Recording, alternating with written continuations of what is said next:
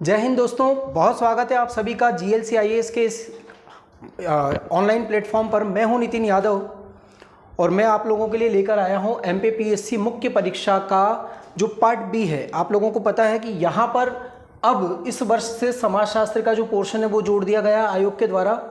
काफ़ी सारे बच्चों के लिए काफ़ी चैलेंजिंग पार्ट है ये, है ना। तो आप लोगों को ये याद रखना है कि इस पार्ट को अगर बहुत अच्छे से आपको तैयार करना है तो इसके लिए इसकी बहुत अच्छी तैयारी की ज़रूरत होगी।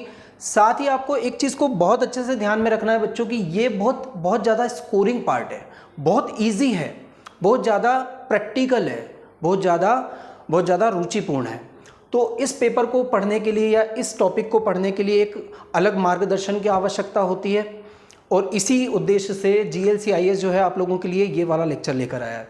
यहाँ आपको ध्यान देना है कि सिलेबस में पेपर 2 में बी में जो कुछ यूनिट्स हैं ना, जैसे यूनिट 3, यूनिट 4, यूनिट 5, वहाँ से हम लोग बात करेंगे कि वो समाजशास्त्र से जुड़ी हुई है। अब मैं जो आप लोगों के लिए आज डिस्कस कराने वाला हूँ या जहाँ से हम लोग अपनी शुरुआत करने वाले हैं, आप लोगों को बहुत अच्छे से याद रखना है कि ये जो पार्ट है ये आपकी यूनिट 4 से रिलेटेड है ना। और एक पढ़ने का बच्चों बहुत अच्छा जो तरीका होता है जिससे कि हमारा आगे का रास्ता बहुत आसान हो जाता है, वो होता है कि सबसे पहले हम सिलेबस को डिकोड करें। सबसे पहले सिलेबस के एक एक शब्द को आपको बहुत अच्छे से इतना क्लियर हो जाना चाहिए जैसे कि हमको अपने घर वालों के चेहरे याद है। ठीक है, तो यहाँ देखिए हम लोग एक एक करके बात करेंगे, है ना। एक संक्षेप में मैं आपको पूरा सिलेबस को समझाने की कोशिश करूँगा और उसके बाद में एक जो बहुत इंपॉर्टेंट टॉपिक है, जो पहला टॉपिक है, वहाँ से एक बहुत सही तरीके से हम लोग इस टॉपिक को शुरू करेंगे। तो देखिए पहला जो आपका यूनिट 4 की जब हम लोग बात करते हैं तो यहाँ आपको ध्यान देना है कि यहाँ लिखा हुआ सामाजिक समरसता के घटक। अब यहाँ ध्यान देने वाली बात यह है कि सामाजिक समरसता का अर्थ क्या है ना। सामाजिक समरसता का अर्थ क्या है, अभी आप लोग देख रहे होंगे कि जो वर्तमान दशा है ना, जिसमें हम भारतीय समाज की यदि मुख्य रूप से बात करते हैं तो सामाजिक रूप से यदि हम लोग देखें तो इस भारतीय समाज में कई आधारों पर विभिन्नताएं पाई जाती है और यही इस देश की ब्यूटी भी कही जाती है ना, कि कई आधारों पर भिन्नता होते हुए भी भारत एक है। और वो कौन कौन से सूत्र हैं, जैसे भाषा, जैसे कि राष्ट्रीयता, जैसे संविधान, वे कौन कौन से सूत्र हैं जो हर भारतीय को एकता के सूत्र में पिरो के रखते हैं। वे कौन कौन से भावनाएं हैं, वे कौन कौन सी अवधारणाएं हैं, वो हमें यहाँ देखनी होती है। बात करते हैं सभ्यता और संस्कृति की अवधारणा की, तो मैं आपको यहीं से पढ़ाना शुरू करूंगा। संस्कृति और सभ्यता की जो अवधारणा है ये बहुत इंपॉर्टेंट टॉपिक है और संस्कृति का अर्थ आपको मैं अगर थोड़े लेवल पे बताऊं तो संस्कृति वो हर व्यवस्था, वो हर संसाधन जो मनुष्य ने अपनी आवश्यकता को पूरा करने के लिए खुद बनाया है। ध्यान देने की बात यह है कि इसको भगवान ने नहीं बनाया, ये मनुष्य ने स्वयं डेवलप किया है। अपनी आवश्यकताओं को पूरा करने के लिए, अपने जीवन को सरल बनाने के लिए ये मनुष्य ने स्वयं इसको डेवलप किया है। ठीक है, उस डेवलपमेंट की जो स्थिति होती है, उसकी जो पराकाष्ठा होती है, उसके जो स्टेज होते हैं, उसके जो चरण होते हैं दोस्तों, उन्हीं को सभ्यता कहा जाता है। बात समझ में आ रही है ना। उदाहरण के लिए यदि मैं आपको बताऊं कि जिस मानव की हम लोग बात करते हैं कि हम एक समय पर हमारे जो पूर्वज थे वो आदि मानव हुआ करते थे, उनके लिए अपने जीवन की जो आवश्यकताएं थी बहुत बेसिक थी। सिर्फ अपने भोजन के लिए कच्चे मांस का प्रबंध करना और जानवरों से अपनी रक्षा करना। वो तो वस्त्र भी नहीं पहनते थे और आज हम लोग देखिए आपकी लिवाइस के कपड़े पहन रहे हैं। तो जो मनुष्य कभी नग्न रहता था आज वो ब्रांडेड कपड़े पहन रहा है। जो कभी खाना बदोश था, भटकता रहता था, आज वो बहुत सारे मेंशंस में रह रहा है, वो बहुत सारे अपार्टमेंट्स में रह रहा है। यानी कि संस्कृति के विकास की अवस्था को ही सभ्यता कहते हैं, है ना। इन दोनों में ये अंतर होता है। तो बहुत डिटेल में बहुत डीप जाकर के हर चीज़ों को आपको समझाऊंगा, लेकिन एक तरीका है मेरा कि सबसे पहले मैं सिलेबस को डिकोड करता हूँ। भारतीय संस्कृति की क्या विशेषताएं हैं, बड़ा सरल है ना। इसको एक ही लेक्चर में हम लोग बहुत अच्छे से समझेंगे कि भारतीय संस्कृति की क्या क्या विशेषताएं। ये तो आपने स्कूल के टाइम पे भी पढ़ा होगा। बात करते संस्कार की, है ना। संस्कार क्या है, उसके विविध संदर्भ क्या है, तो आप लोगों को पता होना चाहिए कि भारतीय समाज में संस्कार क्या है, सीखा हुआ व्यवहार को संस्कार कहते हैं हम लोग। ठीक है, और संस्कार के लिए जो विविध संदर्भों की जब हम बात करते हैं तो आपको पता है कि जो हिंदू धर्म है या जो सनातन है ना, जो सनातन संस्कृति है, या कहना चाहिए कि जो मनुस्मृति है, जो कि हिंदू धर्म की आचरण संहिता है, वहाँ पर 16 संस्कारों की एक प्रथा की बात की जाती है। 16 संस्कारों की एक पूरी की पूरी श्रृंखला है उनको हम लोगों को डिटेल में देखना है।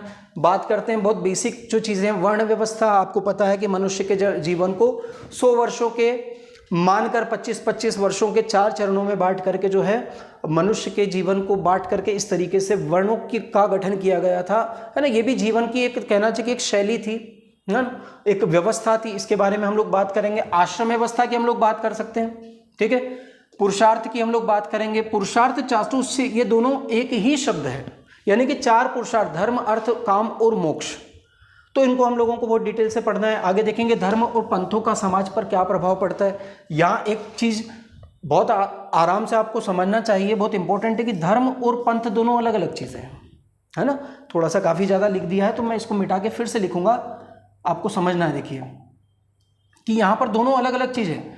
जब हम धर्म की बात करते हैं तो धर्म काफ़ी संकुचित शब्द है, जिसकी तुलना में पंथ काफ़ी व्यापक है। उदाहरण के लिए मैं कहूँ कि हिंदू धर्म है, तो हिंदू धर्म में पंथ का मतलब होता है रास्ता। आपको याद रखना है, पंथ का मतलब क्या होता है, रास्ता, ठीक है। तो हर धर्म का एक अंतिम उद्देश्य होता है। जैसे हिंदू धर्म का अंतिम उद्देश्य मोक्ष की प्राप्ति, जैनों में उसी को कहा जाता है कैवल्य, बौद्धों में उसी को कहा जाता है निर्वाण, मुस्लिमों में उसी को कहते हैं जन्नत का प्राप्त हो जाना। यानी कि जीवन का अंतिम लक्ष्य, जब जीवन मरण का चक्र जो है वो समाप्त हो जाए और आत्मा और परमात्मा का एकाकार हो जाए, है ना। लेकिन उस लक्ष्य तक पहुंचने के जो रास्ते हैं उसे पंथ कहा जाता है। हिंदू धर्म में यदि हम लोग बात करें तो कोई किसी गुरु को फॉलो कर रहा है, कोई कृष्ण पक्षी है, तो कोई राम की विचारधारा का है, कोई कबीर की विचारधारा का है, कोई सगुण है, कोई निर्गुण है, तो ये सब पंथ है। जैनों में आप देखिए तो कोई श्वेतांबर है, कोई दिगंबर है। बौद्धों में आप देखिए कोई हीनयान है, कोई महायान है, कोई वज्रयान है, कोई थेरवाद को मानता है। ईसाइयों में आप देखिए कोई रोमन है तो कोई कैथोलिक है। यानी कि धर्म से ज़्यादा व्यापक शब्द है पंथ। यह आपको समझना है बहुत अच्छे से। इनका इम्पैक्ट क्या है हमारी सोसाइटी पे, वो हम लोग देखने वाले हैं। आगे बात करते हैं दोस्तों, सामुदायिक विवाह की पद्धतियों की हम लोग बात करेंगे। तो परंपरागत भारतीय समाज में विवाह की, है ना, खास तौर से 8 विवाह प्रणालियां प्रचलित थी, जिसमें से 4 मान्य थी और 4 जो है सामाजिक रूप से अमान्य थी। दोनों की बात करेंगे, डिटेल में समझेंगे। आगे देखिए सामुदायिक विकास कार्यक्रम, आप लोगों को पता है जो पंचायती राज है ना, उसका जन्म सामुदायिक विकास कार्यक्रम के माध्यम से हुआ था। बलवंत राय मेहता कमेटी क्या थी, पूरी की पूरी चीज़ें देखेंगे। प्रसार शिक्षा क्या है, इसके बारे में हम लोग बात करेंगे। पंचायती राज क्या है, सामुदायिक विकास में गैर सरकारी संगठनों यानी कि एनजीओ की क्या भूमिका है, स्वसेवा, है ना, यानी कि स्वयं सेवा, सेल्फ हेल्प के क्षेत्र में, जिनको अपन लोग कहते हैं ना सेल्फ हेल्प ग्रुप, हम लोगों ने ये शब्द सुना होगा, स्वयं सहायता समूह। तो उस क्षेत्र में ग्रामीण विकास की नवीन प्रवृत्तियां, यानी कि ग्रामीण विकास के क्षेत्र में स्वयं सेवा का क्या महत्व है, स्वयं सेवा संगठनों का क्या महत्व है और उनकी नवीन प्रवृत्तियां क्या देखने को मिलती है। और कुटुंब न्यायालय, है ना, पारिवारिक न्यायालय या कुटुंब न्यायालय एक विशेषीकृत न्यायालय होता है जिला स्तर पे। उसकी संरचना, उसके कार्य, उसके उद्देश्य, सारी चीज़ें हम लोग बहुत डिटेल में पढ़ने वाले हैं। तो चलिए आइए शुरू करते हैं, हम लोग श्री गणेश करते हैं इसका।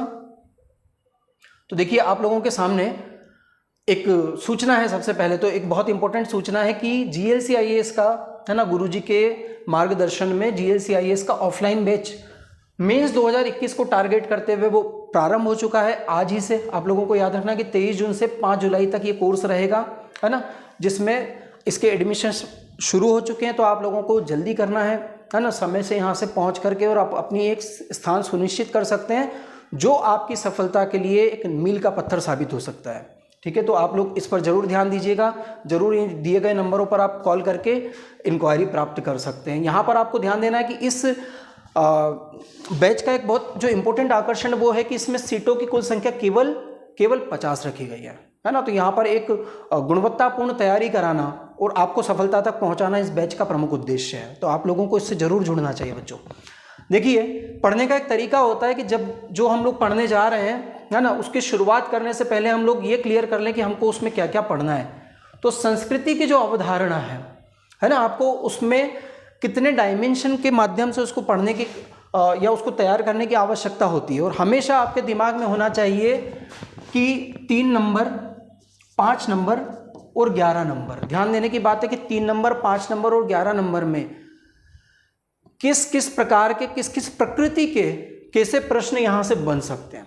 है ना। तो जब हम किसी टॉपिक को इतने सारे डायमेंशन में फैला देते हैं तब हमें बड़ा आसान हो जाता है कि 3 नंबर में क्या आ सकता है, 5 नंबर में क्या आ सकता है और 11 नंबर में क्या आ सकता है। तो देखिए, सबसे पहले हम लोग संस्कृति की जब बात करेंगे तो संस्कृति का इंट्रोडक्शन करेंगे, कुछ विद्वानों के अनुसार उसकी परिभाषाएं पढ़ेंगे, क्योंकि दोस्तों परीक्षा में सीधे किसी विद्वान के नाम के साथ उसकी परिभाषा पूछी जा सकती है, तो वो हम लोग यहाँ देखेंगे।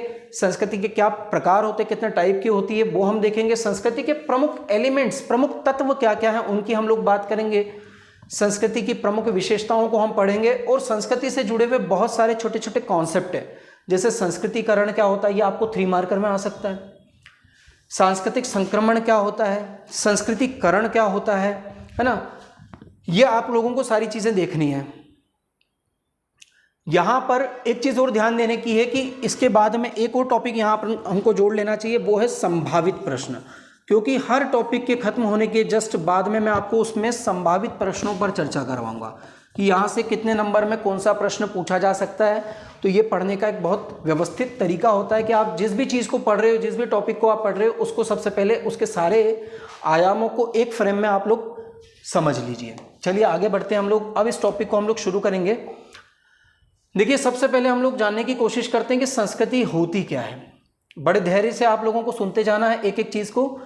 संस्कृति का अर्थ क्या है, देखिए, तो सबसे पहले तो एक वर्ड देख लेते हैं कि संस्कृति जो शब्द है ना, वो संस्कृत भाषा के सम और कृ धातु में 3 प्रत्यय के योग से बना हुआ है। ठीक है, किताबी बात है ये, है ना, पूछ ली जाती है, इसलिए हम लोग देख लेते हैं इसको। व्युत्पत्ति की दृष्टि से संस्कृति शब्द परिष्कृत कार्य को कहा जाता है। देखिए, परिष्कृत कार्य का मतलब होता है किसी कार्य को भली भांति करना। कैसे करना? भली भांति करना, यानी कि बहुत अच्छी तरीके से किसी भी कार्य को संपादित करना। लिखा भी ये उत्तम स्थिति का बोध कराता है, किंतु इसका भावार्थ अत्यंत व्यापक है। जैसे मैंने कहा था प्रारंभ में कि हमने अपने जीवन को, हमने यानी मानव ने हमारे जीवन को सरल बनाने के लिए, हमारी आवश्यकताओं को पूरा करने के लिए जो भी तौर तरीके डेवलप किए हैं, जो भी संसाधन निर्मित किए हैं, जो भी व्यवस्थाएं बनाई है, उन सभी को सम्मिलित रूप से हम कहते हैं संस्कृति। ठीक है, उसी की बात यहां की जा रही है। अंग्रेजी में वस्तुतः इसके लिए कल्चर शब्द यूज होता है। मनुष्य अपनी बुद्धि का प्रयोग करके, देखिए बार बार मनुष्य आ रहा है, यहां पर आपको याद रखना है कि संस्कृति की एक बहुत इंपॉर्टेंट विशेषता यह होती है कि संस्कृति मानव निर्मित होती है ना, प्रकृति प्रदत्त नहीं होती है। संस्कृति को हमने भली भांति समझबूझ के साथ जानबूझ कर डेवलप किया है। देखिए, इन क्षेत्रों में अब जो बात की जा रही, इन क्षेत्रों की उनका मतलब क्या है? उनका मतलब है हमारा पारिवारिक क्षेत्र हो सकता है, सामाजिक क्षेत्र हो सकता है। देखिए, जैसे विवाह है ना, हमारी कई सारी बायोलॉजिकल, कई सारी जो व्यक्तिगत ज़रूरतें होती है, कई सारी ज़रूरतें होती हैं जिनको पूरा करने के लिए हमने विवाह नामक संस्था बनाई। तो विवाह हमारे संस्कृति का एक पार्ट है। ठीक है, हम आर्थिक क्षेत्र की बात करें तो जब हम अर्थव्यवस्था की बात करते हैं तो अर्थव्यवस्था भी संस्कृति का एक पार्ट होता है। यदि हम लोग भवन की बात करें, जिस घर में आप रहते हो उस भवन को अगर आप देखेंगे तो वो भी संस्कृति का एक पार्ट है। और तो और जिस तरीके से आप मुझे सुन पा रहे हो, आज मैं आप लोगों को ऑनलाइन माध्यम से पढ़ा रहा हूँ, है ना, एक डिजिटल माध्यम से मैं आप लोगों को पढ़ा रहा हूँ। याद करिए कि जब आप लोगों ने सीरियल्स में देखा होगा कि पुराने समय में ऋषि मुनि होते थे, वो बच्चों को कैसे पढ़ाते थे? पेड़ के नीचे बिठा करके, है ना, अपने छात्रों को पढ़ाते थे। और आज इतना डिजिटल हो चुका है, यानी कि क्या हुआ है, ये सारी जो व्यवस्थाएं, ये हमने अपने कार्यों को, अपने जीवन को आसान बनाने के लिए, उनको व्यवस्था प्रदान करने के लिए जो भी डेवलप किया है, वो सबके सब सभी क्षेत्रों में जो भी हमने सृजन किया है, वो हमारा सृजन ही हमारी संस्कृति होता है। सामूहिक जीवन को हितकर तथा सुखी बनाने हेतु जिन राजनीतिक, देखिए लिखा भी है यहाँ, सामाजिक आर्थिक प्रथाओं को विकसित करता है, उन सबका समावेश, यानी सबको सम्मिलित रूप से हम क्या कहते हैं? संस्कृति कहते हैं। तो आप लोगों को यदि पूछा जाए 3 नंबर में कि संस्कृति की क्या परिभाषा है, तो संस्कृति की परिभाषा ये है कि मनुष्य ने अपनी आवश्यकताओं की पूर्ति के लिए नंबर 1 जो भी भौतिक, नंबर 2 जो भी व्यवस्थागत चीज़ें बनाई है, जो भौतिक और व्यवस्थागत चीज़ें डेवलप की है, या ऐसा भी कह सकते हैं कि जो साधन बनाए हैं, जो तौर तरीके बनाए हैं, उन सभी को सम्मिलित रूप से हम कहते हैं संस्कृति। ठीक है, आइए आगे बढ़ते हैं इसमें।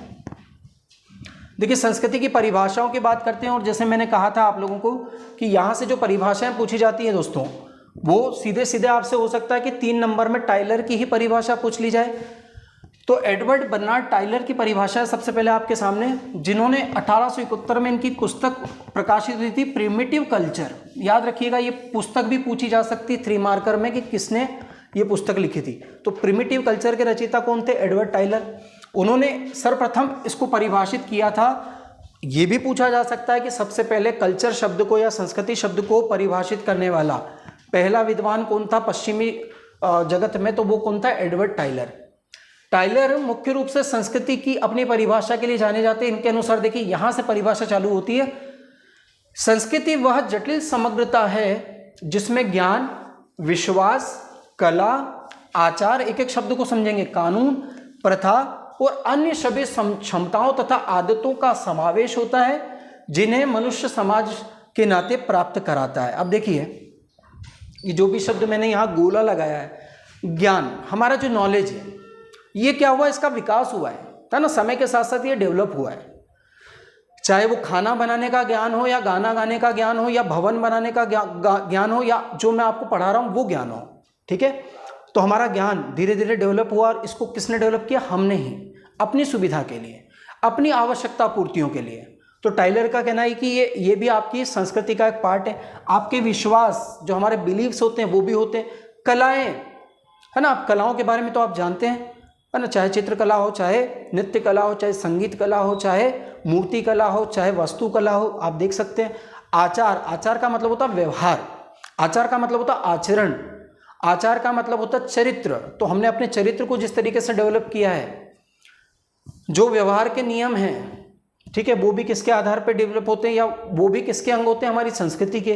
कानून, जिन कानूनों से, जिन संविधान से हमारा देश चल रहा है, वो भी हमारी संस्कृति का ही पार्ट है। प्रथा, और आप एक चीज देखोगे कि ये सारी चीजें हम खुद बनाते हैं, ये जन्मजात हमें प्राप्त नहीं होती है। हमारी सारी क्षमताएं, हमारी आदतें। तो यहां से एक चीज समझ में आती है कि इसमें भौतिक चीजों को भी शामिल किया टाइलर ने, और अभौतिक चीजों को भी शामिल किया है। दोनों तरीके से आप लोगों को ध्यान रखना है, भौतिक और अभौतिक। चलिए आगे चलते हैं, और परिभाषाएं देखते हैं हम लोग, क्योंकि यहाँ पर 3-4 परिभाषाएं मैं आप लोगों को दे रहा हूँ, और ये ऐसी परिभाषाएं जो अक्सर पूछ ली जाती हैं 3 मार्कर में। रामधारी सिंह दिनकर जो कवि हुए, उनकी परिभाषा देखिए कि संस्कृति ऐसा गुण है जो हमारे जीवन में छाया हुआ है, यानी कि संस्कृति को ही हम जीते हैं। जो हम हैं वही हमारी संस्कृति, और जो हमारी संस्कृति है वही हम हैं, ठीक है। यह एक आत्मिक गुण है, यानी कि हमारे अंदर की बात है ना, हमारे अंतःकरण की बात है। मनुष्य के स्वभाव में उसी तरह व्याप्त है जिस प्रकार फूलों में सुगंध। देखिए, कोई हमें मिल जाता अगर साउथ इंडिया का, तो हम उसको देखकर उसके बोलने के तरीके से, उससे व्यवहार करने के तरीके से 10 मिनट में बता सकते हैं कि ये किधर का होगा। किसी व्यक्ति से आप पहली बार मिले, उससे 10 मिनट में आप बता देंगे कि ये अच्छे परिवार से कि कहीं लड़ने लोग वाले परिवार से है, क्योंकि बिहेवियर, व्यवहार, ये सब कुछ बता देता है। जैसे फूलों की सुगंध से पता लग जाता है कौन सी प्रजाति का फूल है, ऐसे ही मनुष्य के व्यवहार से पता लग जाता है कि इसका कल्चर क्या रहा होगा, इसके संस्कार कैसे रहे होंगे, है ना। जैसे दूध में मक्खन हमेशा शामिल होता है, ऐसे मनुष्य के व्यक्तित्व में उसका संस्कृति हमेशा शामिल होती है। कितनी अच्छी परिभाषा है देखिए दिनकर जी की। इसका निर्माण 1 अथवा 2 दिन में नहीं होता, बल्कि ये युग युगांतर से होता है। जैसे हम कहते हैं भारतीय संस्कृति, हमारे संविधान के अंतर्गत जो हमारा 6वां मौलिक कर्तव्य, वो भी यही कहता है प्रत्येक भारतीय नागरिकों को कि हमको अपनी गौरवशाली संस्कृति का संरक्षण करना चाहिए। यानी वो 1-2 दिन में डेवलप नहीं हुई है, बहुत गौरवशाली है, बहुत विशाल है, बहुत विस्तृत है, बहुत व्यापक है, बहुत पुरातन है, जिस पर हमें गर्व करना चाहिए, जिसका हमें हमेशा पालन करना चाहिए, जिसका संरक्षण करना चाहिए। बोगार्ड्स की परिभाषा इंपॉर्टेंट है कि किसी भी समूह के कार्य करने और विचार करने के सभी तरीकों को, देखिए जो हमारे तौर तरीके होते हैं वही संस्कृति होती है। यहाँ पर लिख रहा है हमारे काम करने का जो तरीका होता है और हमारा जो सोचने का तरीका होता है, उन सबको मिला करके ही संस्कृति कहलाता है। वो मेलिनोस्की है ना, काफ़ी विद्वान है ये मेलिनोस्की। इनका क्या कहना है कि संस्कृति मनुष्य की कृति है। देखिए फिर मैं कह रहा हूँ कि ये मनुष्य ने बनाया है, मनुष्य की कृति यानी मनुष्य ने बनाया है। एक साधन है किस बात का, जिसके द्वारा वो अपने लक्ष्यों को प्राप्त कर सकता है या अपनी आवश्यकताओं को वो पूर्ण कर सकता है ना। आवश्यकताएं व्यक्तिगत भी हो सकती है, आवश्यकताएं सामूहिक या सामाजिक भी हो सकती है। चलिए आगे बात करते हैं हम लोग। देखिए संस्कृति के प्रकारों की बात करते हैं, बड़ी इंपॉर्टेंट चीज़ है। अमेरिकन एक समाजशास्त्री जिनका नाम है आसबर्न, है ना, याद रखना आपको क्या नाम है इनका, आसबोर्न या आसबर्न। और इन्होंने भौतिक और अभौतिक दो भागों में संस्कृति को डिवाइड किया है ना, दो भागों में इन्होंने दो पक्षों में इसको बांटा है, ठीक है। जिसको काफ़ी सारे जो सामाजिक वैज्ञानिक हैं या जो समाजशास्त्री वो इसको मानते हैं कि हाँ ये जो आसबर्न का जो विभाजन है वो मान्य है। देखिए यहाँ हम लोग देख सकते हैं इस चार्ट के माध्यम से कि यहाँ भौतिक संस्कृति की बात हो रही है, तो यहाँ अभौतिक। बड़ा आसान है। भौतिक संस्कृति कौन सी होती है? भौतिक संस्कृति वो होती है जो हमें दिखाई देती है, जिससे हमारी आवश्यकताओं की तो पूर्ति होती ही है, लेकिन जिसको हम देख सकते हैं, जिसको हम छू सकते हैं, जिसका हम उपयोग कर सकते हैं। उदाहरण के लिए जो भोजन हम करते हैं वो कैसा होता है? भौतिक होता है, जो दिखाई देता है। भोजन से भी हमारी आवश्यकताओं की पूर्ति होती है। अब आप लोगों को कॉन्सेप्ट समझ में आ रहा होगा कि संस्कृति यानी क्या। आप मध्य प्रदेश में हैं तो आपका भोजन अलग प्रकार का होगा, यानी कि आपकी संस्कृति बदल गई। आप राजस्थान चले गए, आपका भोजन अलग प्रकार का होगा, यानी आपकी संस्कृति बदल गई। आप साउथ इंडिया में चले गए, वहाँ हमको मच्छी चावल मिलेगा, तो आपकी संस्कृति बदल गई। समझ में आ रहा है? तो दो संस्कृतियों के बीच में जब हम विभेद की बात करते तब भी हम इन्हीं आधारों पर उनमें विभेद करते हैं। तो भोजन हो गया, वस्त्र। जैसा पहनावा कश्मीर के लोगों का होता है, क्या वैसा ही पहनावा साउथ में तमिलनाडु के लोगों का होता है? बिल्कुल नहीं। फिल्मों में देखते हैं हम लोग, है ना, कैसे व्हाइट कलर के सारे कपड़े और लुंगी बांध के रहते हैं वहाँ पर एक्टर लोग। क्यों? क्योंकि वहाँ की जलवायु वैसी है और वैसे ही उनकी संस्कृति डेवलप हुई है, ठीक है। आभूषण, भवन या घर हमारा, अब देखिए कि इसके लिए पूरी की पूरी एक विज्ञान होता है जिसको वास्तुकला कहा जाता है, आर्किटेक्ट कहा जाता है। उस आर्किटेक्चर के अनुसार देखें आप, तो आप किसी भी, अगर मैं आपको दिखाऊंगा तो आप कोई बिल्डिंग को देख के बता दोगे कि अरे ये तो मुस्लिम संस्कृति का है। आपको यदि मैं कोई चर्च दिखाऊंगा तो आप बोल दोगे अरे ये तो यूरोपियन संस्कृति का है। आपको मैं कोई मंदिर दिखाऊंगा तो आप बोल दोगे अरे ये तो हिंदू संस्कृति का है। यानी कि उसको देखकर आपको संस्कृति का पता लग जाता है। आगे देखेंगे आपके भवन, आपकी गाड़ियाँ, आपके गायन, वाद्य, आपके यंत्र। आप देखिए वाद्य की बात करता हूँ मैं, तो हमारा जो संगीत है, खास करके बात करें यदि हम लोग हमारे शास्त्रीय संगीत की, कैसा संगीत बच्चों? शास्त्रीय संगीत। अब आपको पता है शास्त्रीय संगीत के भी दो अलग अलग क्षेत्र हैं, है ना। जो उत्तर भारत में उसको कहते हैं हम लोग हिंदुस्तानी शैली, हिंदुस्तानी, और जो साउथ इंडिया में है उसको हम क्या कहते हैं? कर्नाटक शैली, कर्नाटक शैली। अब चूंकि साउथ की फिल्में बहुत देखते हैं हम लोग, इसलिए मैं आप लोगों को पूछूंगा तो आप लोगों को पता लग जाएगा कि हिंदुस्तानी शास्त्रीय संगीत जो है, इसके वाद्य अलग होते हैं, इसके तरीके अलग होते हैं, इसके राग अलग होते हैं, इसके प्रहर अलग होते हैं। जबकि कर्नाटक शास्त्रीय संगीत में ये सब अलग होता है। इसके वाद्य यंत्रों में आपने देखा होगा पुंगी ज़्यादातर बजती रहती है, पखावज बजता रहता है। वो पखावज और पुंगी आपको साउथ इंडिया में जो दिखती है वो नॉर्थ इंडिया में नहीं दिखेगी। यानी आप सांस्कृतिक विभेद देख रहे हो यहाँ पर। समझ में आ रहा है? तो ये सब कैसी चीज़ें हैं जिनकी मैंने बात की, ये सब भौतिक है, ये सब चीज़ें दिखाई देती है। बात करते हैं बच्चों अभौतिक संस्कृति की। देखिए जब हम लोग बात करेंगे अभौतिक संस्कृति की तो आपको बहुत क्लियर हो जाएगा कि जो दिखाई नहीं देती उसका बिल्कुल विपरीत है ये। वो दिखाई देता है और वो दिखाई नहीं देता, लेकिन आवश्यकता की पूर्ति दोनों करते हैं। जैसे हमारे प्रतीक चिन्ह जो होते हैं, है ना, जैसे कि मैंने कहा प्रतीक चिन्ह के रूप में कि यार वो मेरा रिश्ते में ये लगता है, तो ये मेरी मान्यता है। लेकिन क्या उसका और मेरा रिश्ता मैं आप लोगों को फिजिकली दिखा सकता हूँ कि देखो ये रहा रिश्ता? या आधा किलो का रिश्ता है मेरा और मेरे गुरु का, है ना, या मेरा और मेरे भाई का रिश्ता 1 किलोमीटर का है? हम उसको मेजरमेंट नहीं कर सकते। लेकिन हाँ, रिश्ता वो भी निभाता है और रिश्ते हम भी निभाते हैं, उसका आनंद लेते हैं, उसको फील करते हैं, ठीक है। ये चीज़ होती है। अभिवृत्तियाँ, अभिवृत्ति को कहते हैं हमारा एटीट्यूड, है ना। मेरी मानसिकता क्या है, मेरा रवैया क्या है, मेरा नज़रिया क्या है, ये मेरी संस्कृति से संबंधित है, उससे ही मेरी संस्कृति बनती है।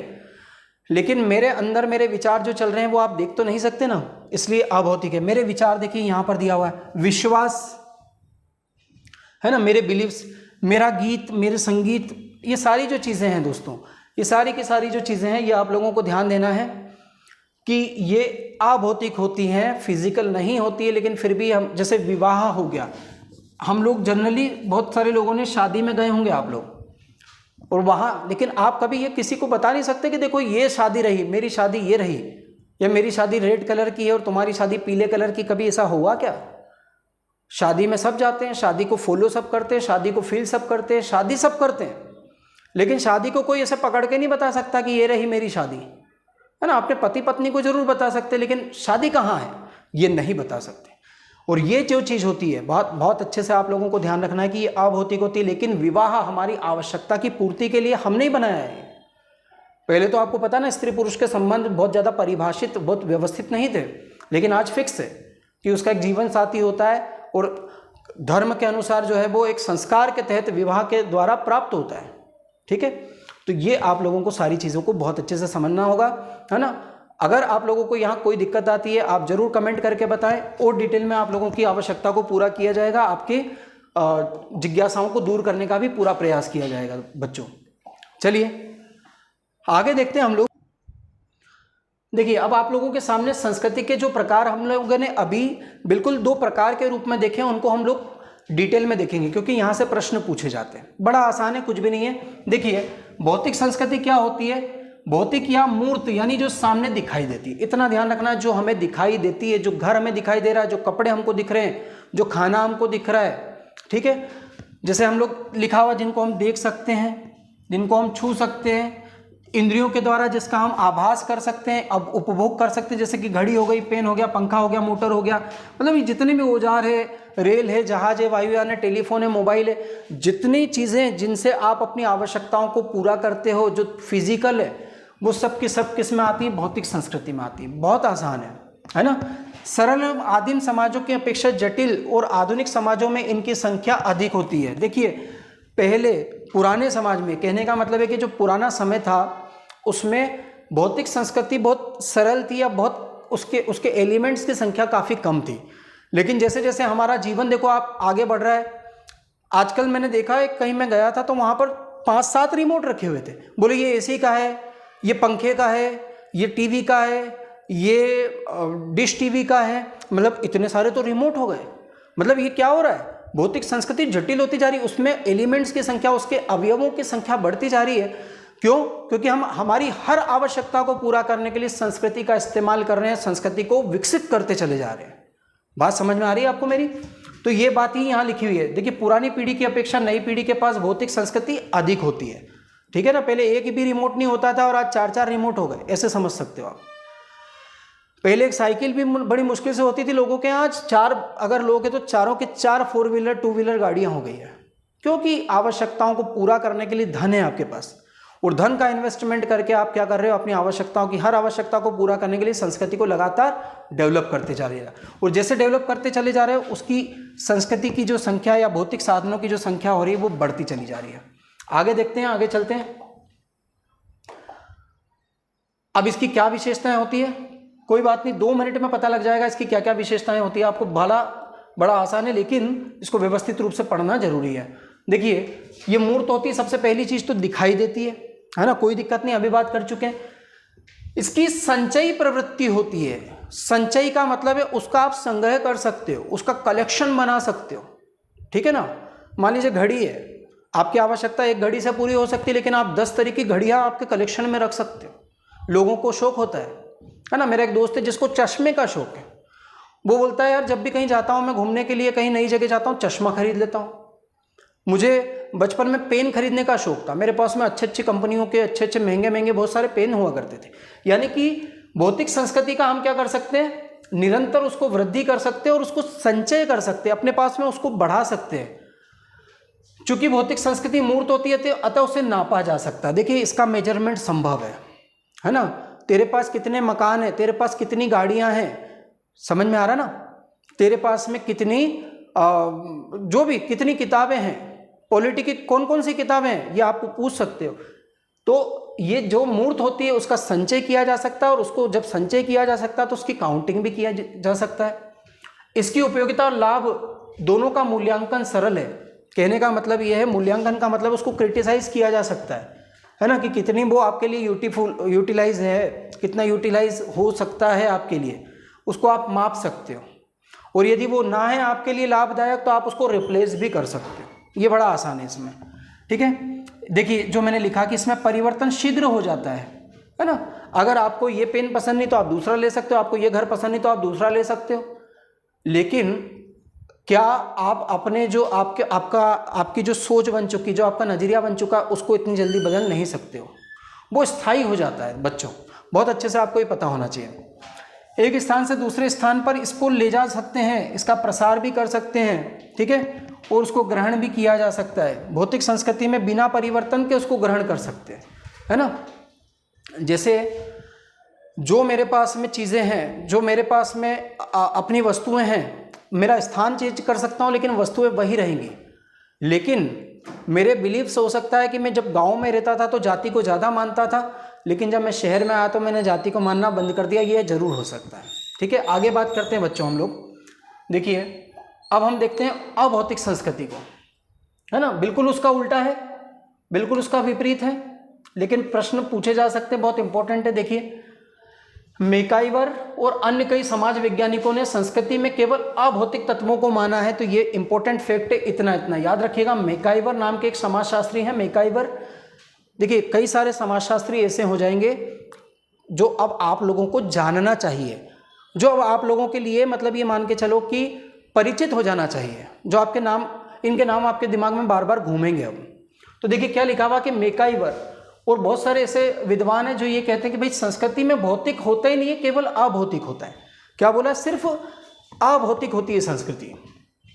सोरोकिन इसको भावात्मक संस्कृति कहते हैं। भावात्मक यानी कि जो हमारे इमोशन से रिलेटेड, जो हमारे अंदर होते हैं, जिनको हम सिर्फ महसूस कर सकते हैं, जिनको हम निकाल के ऐसे दिखा नहीं सकते।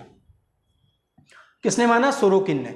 ये फैक्चुअल इंफॉर्मेशन आपको मालूम होना चाहिए। ये सीधे 3 नंबर में पूछ सकते हैं कि किसने संस्कृति को केवल भावात्मक संस्कृति कहा, तो सोरोकिन ने। किसने केवल अभौतिक तत्वों को शामिल किया है, तो मैकाइवर ने। अभौतिक संस्कृति के अंतर्गत उन सभी सामाजिक तथ्यों को शामिल किया जाता है जो अमूर्त है, जो दिखाई नहीं देते, जिनका कोई माप तोल नहीं हो सकता, जिनका कोई आकार नहीं हो सकता, जिनका कोई रंग रूप नहीं हो सकता, केवल इंद्रियों द्वारा उनका स्पर्श भी नहीं हो सकता। केवल हम उनको क्या कर सकते हैं, जैसे मैंने कहा था, महसूस कर सकते हैं, और वो हमारे कार्यों में हमारी मदद करती है, हमारे जीवन को सरल बनाती है। सामान्यतः अभौतिक संस्कृति में हम सामाजिक विरासत में प्राप्त विचार, विश्वास, मापदंड, व्यवहार, देखिए ये सब मिलके बनते हैं। वो रीति रिवाज हो गए, कानून हो गए। कहते हैं कानून, लेकिन हम कानून को नाप नहीं सकते, हम कानून को गिन नहीं सकते, हम कानून को, है ना, उसका रंग नहीं बता सकते कि कानून किस रंग का है। समझ में आ रहा है। साहित्य, ज्ञान, कला, अब मेरे अंदर कितना ज्ञान है, क्या आप मुझे देखकर बता सकते हो? क्या उसको माप सकते हो? नहीं, ठीक है। कला, भाषा, नैतिकता, ये सब जो है क्या होता है, इसको पीढ़ी दर पीढ़ी हस्तांतरित होती है। लेकिन जैसे मैंने कहा था कि भौतिक संस्कृति को बदलाव के बिना शिफ्ट किया जा सकता है, बदलाव के बिना उसको एक स्थान से दूसरे स्थान तक ले जाया जा सकता है। लेकिन इसे जब हम एक स्थान से दूसरे स्थान पर लेकर जाते हैं, या एक जगह से दूसरी जगह पर इसको हम जब लेकर जाते हैं, स्थानांतरण करते हैं, तब इसमें स्वाभाविक रूप से चेंज हो जाता है, परिवर्तन आ जाता है। बच्चों ये चीज़ आप लोगों को मालूम होना चाहिए। आगे देखते हैं, देखिए इसकी विशेषताओं की बात करते हैं, इसकी विशेषताओं की भी बात कर लेते हैं हम लोग। तो आप लोगों को ये पता होना चाहिए कि जो भौतिक संस्कृति थी उससे इसकी विशेषताएं बिल्कुल विपरीत हो जाएंगी। भाई वो मूर्त थी और ये कैसी है, अमूर्त है ना। उसका माप संभव था, लेकिन इसका माप संभव नहीं है। आइए और देखते हैं। ये ज़्यादा जटिल होती है क्योंकि इसका माप भी संभव नहीं है ना, जिसको देखा जा सके, मापा जा सके, वो सरल है, लेकिन ये कठिन है। उपयोगिता और लाभ का मूल्यांकन जो है भौतिक वस्तुओं की तरह प्रकट नहीं किया जा सकता, है ना। किसी भौतिक वस्तु से आपको क्या उपयोगिता प्राप्त हो रही है वो आप बता सकते हो, लेकिन विचारों से, ज्ञान से, जो अमूर्त चीज़ें हैं उनसे आपको क्या उपयोगिता, कितनी उपयोगिता मिल रही है, यह आप स्पष्ट तौर पे बता नहीं सकते, माप नहीं सकते, है ना। इसमें परिवर्तन बहुत कम होता है और बहुत धीमी गति से होता है। जैसे मैंने कहा कि उसमें परिवर्तन संभव है, लेकिन इसमें परिवर्तन बहुत जटिल होता है ना। हमारे विश्वासों को, हमारे विचारों को बदलना तो बहुत कठिन होता है। सांस्कृतिक प्रसार के दौरान अभौतिक संस्कृति के तत्व को उसी रूप में ग्रहण नहीं किया जा सकता, वरना उसमें क्या हो जाता है, थोड़ा बहुत परिवर्तन हो जा सकता है। ये भी बात मैंने अभी आपको बताई है कि इस संस्कृति में बदलाव हो सकता है। तो इस तरीके से आज संस्कृति के संबंध में जो टॉपिक हमने शुरू किया है बच्चों, है ना, उसमें हम लोगों ने दोनों के देखिए संस्कृति की हम लोगों ने परिभाषा देखी, उसका कॉन्सेप्ट समझा हमने, है ना, और उसके दोनों प्रकारों की हमने बात की। अब इन दोनों प्रकारों में जल्दी से हम लोग अंतर देख लेते हैं, क्योंकि ये प्रश्न परीक्षा में आपसे पूछा जा सकता है कि भौतिक और अभौतिक संस्कृति में क्या डिफरेंस होता है। तो देखिए, बिल्कुल आसान है कि भौतिक संस्कृति जो होती है वो कैसी होती है, दिखाई देती है यानी मूर्त होती है, और जबकि अभौतिक अमूर्त होती है। बहुत आसान है। अभौतिक संस्कृति भौतिक संस्कृति की अपेक्षा धीमी गति से परिवर्तित होती है, यानी कि जैसे अभी हमने बात की थी कि भौतिक संस्कृति में बदलाव जो है वो जल्दी हो जाता है, लेकिन अभौतिक संस्कृति में बड़े देर से होता है ना। ये शर्ट है, इस शर्ट का कलर बदला जा सकता है, लेकिन मेरे विचारों को, मेरी मान्यताओं को बदलना बहुत कठिन होगा, क्योंकि मैं एक समाजीकरण की प्रोसेस से गुजर करके जो मेरा व्यक्तित्व बना है, मेरे व्यक्तित्व को मैं बदल लूँ, ये बड़ा जटिल काम होगा। असंभव नहीं कह सकते, लेकिन बहुत ज़्यादा मुश्किल होता है। अभौतिक संस्कृति का संबंध मानव के आंतरिक जीवन से है, जबकि भौतिक संस्कृति का उसके बाहरी जीवन से है। बिल्कुल, ये भी इजी है आप लोगों के लिए समझना, इसलिए मैं बहुत डिटेल में नहीं जा रहा। अभौतिक संस्कृति में वृद्धि धीमी गति से होती है, यानी ज्ञान बहुत धीमी गति से बढ़ता है। लेकिन अरे साइकिल खरीदनी तो एक ही दिन में 4 खरीद लो, अगले दिन 8 खरीद लो, लेकिन ज्ञान एकदम से नहीं बढ़ता है ना। इस तरीके से आप देख सकते हो। अभौतिक संस्कृति की अपेक्षा भौतिक संस्कृति शीघ्र ग्राह्य होती है। भौतिक संस्कृति में कह रहा हूँ ना कि जो मूल्य चुकाता है उसका, है ना, भौतिक संस्कृति का मतलब ज़्यादातर होता है संसाधनों से, है ना, फिजिकल वस्तुओं से। उसका संग्रह आप कर सकते हो, उसके आपके पास पैसा यदि होगा तो आप पैसा दे करके ले सकते हो। कोई आपसे नहीं पूछेगा कि आप मत क्यों ले रहे हो या मत लो, कोई आपको रोकेगा नहीं। लेकिन नॉलेज वही व्यक्ति गेन कर सकता है जिसमें इच्छा शक्ति हो। समझ में आ रही ना बात। किसी से मार्गदर्शन वही व्यक्ति प्राप्त कर सकता है जो उसका इच्छुक हो। तो ये वाली बात है। इस तरीके से हम लोगों ने भौतिक और अभौतिक संस्कृति में अंतर भी देखा है। अब जो अगली चीज़ हमारे सामने आती है वो और भी अंतर है, देखिए इन दोनों के बीच में, उनकी भी हम लोग बात कर लेते हैं। चलिए, है ना, भौतिक संस्कृति के मूर्त होने से उसको सरलता से माप किया जा सकता है। बहुत आसान बात है, ये तो हमने अभी बात करी थी विशेषताओं के दौरान कि भौतिक संस्कृति को माप सकते हैं, लेकिन अभौतिक संस्कृति क्योंकि अमूर्त है इसलिए इसको माप नहीं सकते। भौतिक संस्कृति सरल है, जबकि अभौतिक संस्कृति की प्रकृति जटिल होती है, ये भी हमने बात की थी। भौतिक संस्कृति का संचय हो सकता है, लेकिन इसी के समान अभौतिक संस्कृति का संचय नहीं हो सकता, है ना।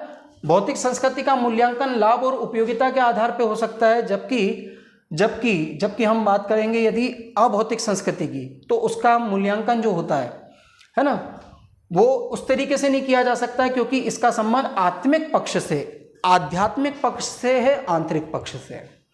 तो आज के लेक्चर में दोस्तों हम लोगों ने, जो कि पहला लेक्चर था, थोड़ी सी शुरुआत की है, धीमी शुरुआत की है, लेकिन आप देखेंगे कि बहुत व्यवस्थित तरीके से आपका जो सोशियोलॉजी का पार्ट है वो ज़बरदस्त आप लोगों के लिए तैयार होने वाला है आगे चल करके। और ये बहुत, मैंने जैसे शुरू में कहा था कि बहुत ज़्यादा स्कोरिंग है, बहुत अंकदायी है, बहुत रुचिपूर्ण है। तो आप इसको अपने आसपास ऑब्जर्व करें जो चीज़ें यहाँ पर आपको बताई जा रही है, ठीक है। तो आज हमने भौतिक संस्कृति, माफ़ कीजिएगा, हम लोगों ने सबसे पहले तो संस्कृति का हमने देखा कॉन्सेप्ट क्या है, फिर उसकी परिभाषा हमने देखी, फिर उसके हम लोगों ने प्रकार देखे, और प्रकार में हम लोगों ने भौतिक और अभौतिक, जो कि डेविड ऑसबॉर्न ने डिवाइड किया है, इसको हम लोगों ने बहुत डिटेल में तथ्यात्मक रूप से देखा है। और ये जो आपके सामने नोट्स है ना, ये आप लोगों को यहीं से उपलब्ध हो जाएगा। तो आप लोगों को रेगुलर जुड़े रहना है इन क्लासेस से, और जल्द ही आप लोगों के लिए आने वाले दिनों में जो अन्य कोर्सेज होंगे ऑनलाइन ऑफलाइन, वो उसकी सूचना आपको लगातार इस चैनल से दी जाती रहेगी। दोस्तों अपना ख्याल रखें, पढ़ते रहें। जय हिंद।